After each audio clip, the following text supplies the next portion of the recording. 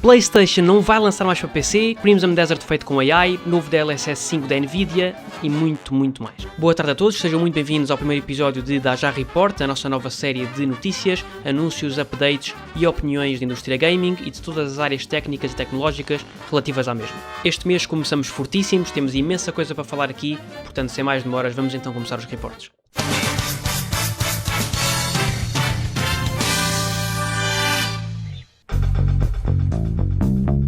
A Blizzard está a desenvolver um novo jogo de Overwatch para mobile chamado Overwatch Rush. O jogo está neste momento em Early Access e conseguimos ver que é um hero shooter clássico, mas em perspectiva isométrica, muito semelhante àquilo que vemos num LoL, por exemplo. Pelo que vi em gameplays do YouTube, o nome Overwatch Rush foi perfeitamente escolhido.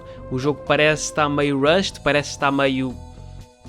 mais ou menos. Está mais para um modo de Brawl Stars como personagens de Overwatch, basicamente. Mas pronto, sendo honesto, os gráficos e os cenários não me parecem mal de todo, até tão bonitos. Só que depois há ali detalhes que dão a entender que o jogo está meio tremido, assim. Por exemplo, as partidas começam com uma musiquinha e passado 1 minuto ou 2, quando a música acaba, o jogo fica num silêncio ensurdecedor, fica constrangedor até. Se ninguém disparar ou não fizer nada, o jogo fica basicamente em mute.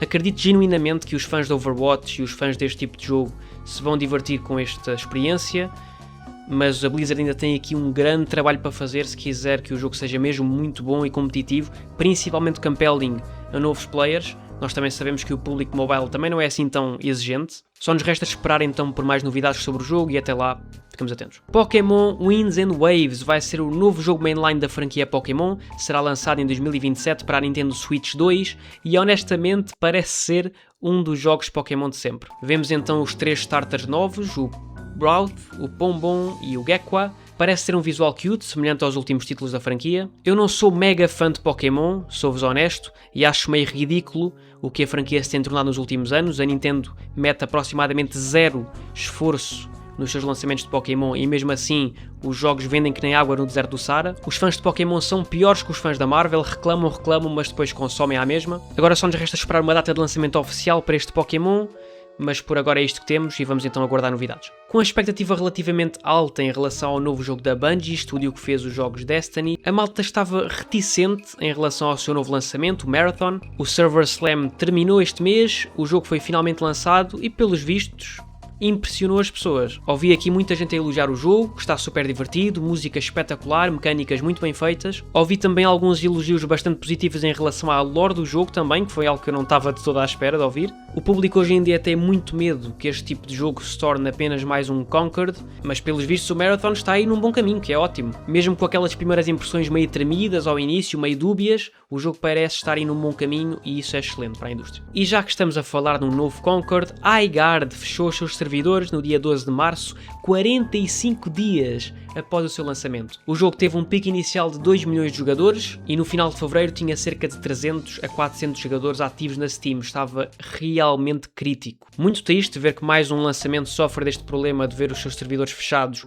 passado dias, nem 50 dias tinham passado sequer. Muito mal para os developers, para a desenvolvedora e para as pessoas que gastaram dinheiro e tempo neste jogo. Eu percebo que o jogo não tivesse alcançado a expectativa inicial, até por ter sido anunciado no final do Game Awards eu próprio fiquei meio chateado por não ter sido um anúncio assim de peso, mas claro, de qualquer forma, ver isto a acontecer com o jogo é sempre péssimo e a indústria só perde com isto, infelizmente é cada vez mais recorrente. A Xbox anunciou o Project Helix e o CEO da Microsoft diz que a console irá rodar também jogos de PC, unificando então os dois mundos, à la Romeo e Julieta. Terá renderização neural alimentada por processador AMD e compressão de texturas mais avançado que nunca.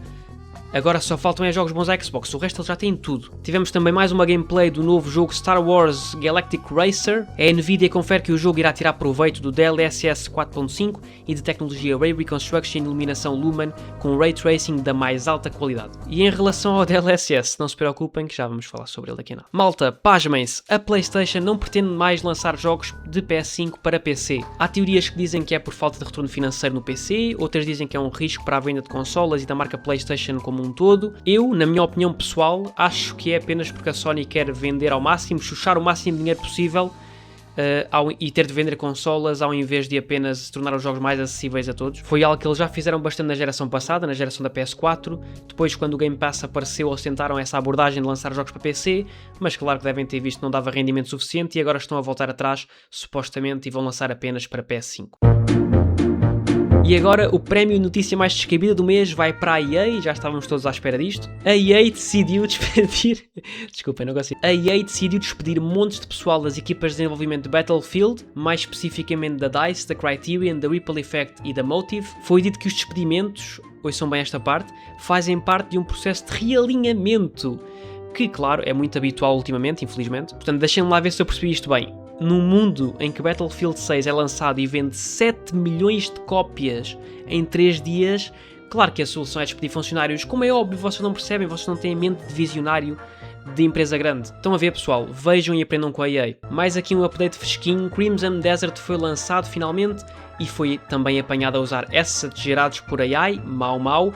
Tal como fizeram com o Clair Obscur há uns meses, o público caiu em cima deles. A equipa de desenvolvimento já emitiu um pedido de desculpas oficial no X, disse que isto não correspondia à forma como trabalhavam e que vão ter cuidado e retirar todos esses assets e blá blá blá blá. Tal como no Clair Obscur, eles também supostamente usaram esses assets para testes iniciais do jogo e depois na versão final devem-se ter esquecido, devem-lhes ter dado aqui uma amnésia ou assim, e eles esqueceram-se de tirar os assets. Quem nunca, não é? Quem nunca se esqueceu de tirar os assets da AI antes de lançar um jogo? Porque imaginem, a AI pode ser usada de muitas maneiras diferentes na produção de um jogo.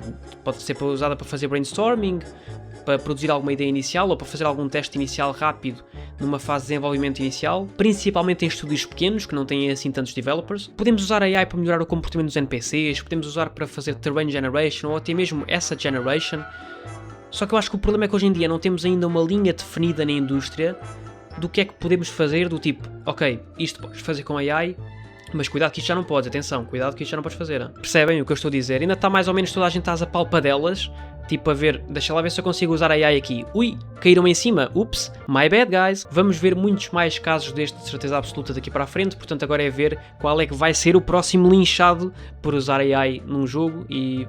vamos ver como é que corre. Agora, outra notícia triste, a Sony decidiu fechar a Bluepoint, sim, o estúdio da casa que já desenvolveu jogos como o remake de Demon's Souls, o remake de Shadow of the Colossus e as versões remaster de Uncharted, Nathan Drake Collection e God of War. Notícia meio incompreensível por parte da PlayStation até, fecharam um estúdio tão consistente em termos de lançamentos, não era um estúdio assim tão grande, mas sempre cumpriram com a sua função da melhor forma, portanto sempre conseguiram entregar jogos dentro do que lhes era pedido. Um estúdio que podia muito bem ser encarregue de um remake ou de uma versão remaster de Bloodborne, não é PlayStation. Ao que parece, estamos mais perto de ver o Guita Pimpolho a ganhar um Grammy do que de ver um remake do Bloodborne. Mais uma vez vemos o fecho de um estúdio por causa de um live service game. A Bluepoint tinha sido assigned a um live service game que acabou por ser cancelado no início de 2025 e isto pelos vistos ditou o fim do estúdio. Infelizmente hoje em dia as empresas querem todas encontrar a galinha dos ovos de ouro, ou seja, querem encontrar um jogo que faça dinheiro infinito, como um Fortnite por exemplo, e depois infelizmente são estes estúdios que fazem single players de qualidade que são prejudicados. Muito triste mesmo. Mas o tema mais controverso do mês foi definitivamente o novo DLSS 5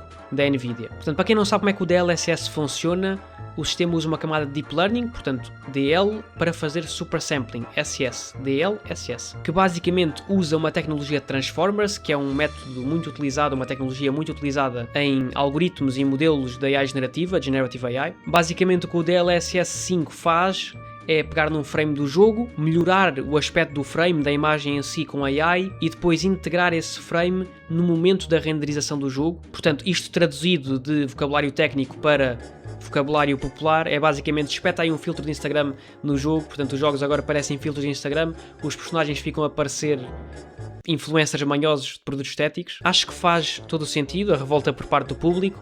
Mais uma vez, tal como disse no Crimson Desert, a AI aqui está a ser usada de uma forma meio dúbia, não é bem ético isto, portanto, porque isto ao fim e ao cabo tira o toque criativo que os designers e os developers do jogo criam para o jogo, porque no fundo está a melhorar ou a alterar um visual desenhado por developers e por designers que queriam que o jogo fosse daquela forma específica, não é? E para além dessa questão ética, eu simplesmente acho que isto nem sequer fica bem, isto fica só estranho, fica só...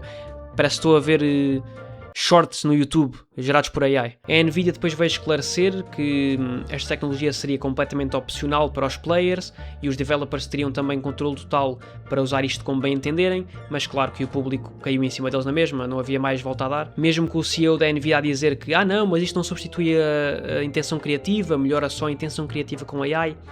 Mesmo assim, claro que o público não levou isto bem. Agora, passando então para umas notícias mais rápidas, a nova série de Life is Strange já tem atrizes principais escolhidas, Slay the Spire 2 atingiu 500 mil de jogadores na Steam, só perdia em active players para CS, Dota 2 e PUBG, Ball Pit anunciado para mobile em iOS e Android, Starfield vai chegar à PlayStation 5 já dia 7 de Abril, Clair Obscur ganha mais 1 milhão de prémios no festival GDC, já estamos todos à espera. Wolverine já tem data de lançamento oficial para 15 de setembro de 2026. E temos também mais um trailer do anime de Sekiro, parece estar espetacular e se for tão bom como Cyberpunk Edge Runners, estamos muito bem servidos com isto. Para terminar, mais alguns lançamentos deste mês, Pokopia. Ao contrário dos jogos mainline de Pokémon, está a ser muito bem recebido, vendeu 2 milhões de cópias no fim de semana de lançamento e já é um dos spin-offs de Pokémon mais vendidos da história. Um destaque também para Resident Evil 9, lançado dia 29 de fevereiro, mas metemos aqui na mesma porque foi praticamente em março. Por favor, deixem-me falar do jogo, o jogo é muito bom, obrigado. Bateu recordes, tornou-se o mais fast-selling game da franquia, vendeu 6 milhões de cópias em 2 semanas, jogo espetacular, jogo excelente, candidato claríssimo ao GOTY, a malta até já anda a fazer mods do Leon sem camisola, o público está completamente louco com este jogo. Legacy of Kain foi também lançado, assim como o remake de Fatal Frame 2 e o novo Life is Strange Reunion.